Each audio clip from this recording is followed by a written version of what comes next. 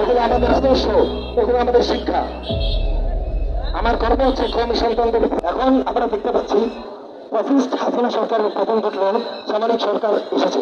তবে আমরা দেশের ঊর্ধ্বতন কর্মকর্তাদের কাছে আহ্বান জানাবো, ছাত্র জনতার প্রতিটি দাবি পুঙ্খানুপুঙ্খভাবে মানার আগ পর্যন্ত সামরিক শাসনে ভয় প্রতিষ্ঠা করতে পারবেন না। ছাত্র জনতার প্রতিটি পদক্ষেপ, প্রতিটি তাদের আত্মার পুঙ্খানুপুঙ্খভাবে পালন করতে হবে। কাজ করে ওই সম্বন্ধে কওমি ছাত্র আন্দোলনের পক্ষ থেকে একটি বিশেষ দাবি, আমাদের দেশের শিক্ষা ব্যবস্থার যে নৈতিক অবক্ষয় ঘটেছে, এই অবক্ষয় থেকে বেরিয়ে আসতে, সেখানে আগে কথা শুনুন, সেই অবক্ষয় থেকে বেরিয়ে আসতে কিছু যোগ্য নেতৃত্বের প্রয়োজন। সেখানে আমরা কওমি জনতার পক্ষ থেকে কিছু ব্যক্তিদেরকে এই স্তরে দেখতে চাই।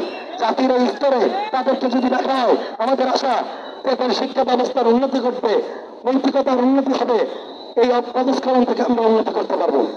আমরা সেই ব্যক্তিদের নাম উল্লেখ করতে চাই, আমরা তাদের মধ্যে রাখতে চাই আমাদের পটিয়ার শেখ হুসাইনি, আল্লামা মুফতি শামসুদ্দিন জি হাফিজাহুল্লাহ,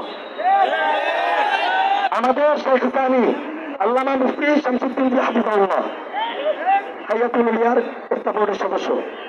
তারপরে রয়েছেন বাংলাদেশের অন্যতম গ্র্যান্ড মুফতি মুফতি আব্দুল মালিক হাফিজাহুল্লাহ। আমরা তাদেরকে দেশের শিক্ষা ব্যবস্থার পদে দেখতে চাই।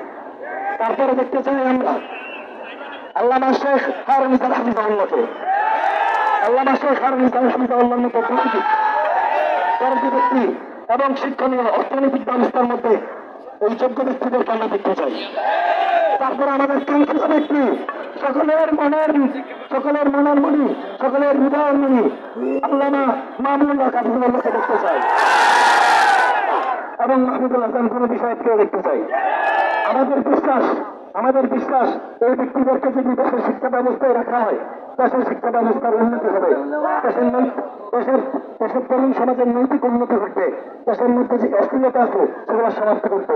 এর সাথে আমরা একটা দাবি রাখতে চাই, আমাদের যে সমস্ত আলেম ওলামা এখন কারাগারে বন্দি, বিশেষ করে জসিমউদ্দিন রহমান হাফিজাহুল্লাহ, আমরা তাদের মুক্তির দাবি জানাই। তাদের মুক্তি হওয়া পর্যন্ত আমরা দেশের কোনো নতুন সরকারকে মেনে নেব না।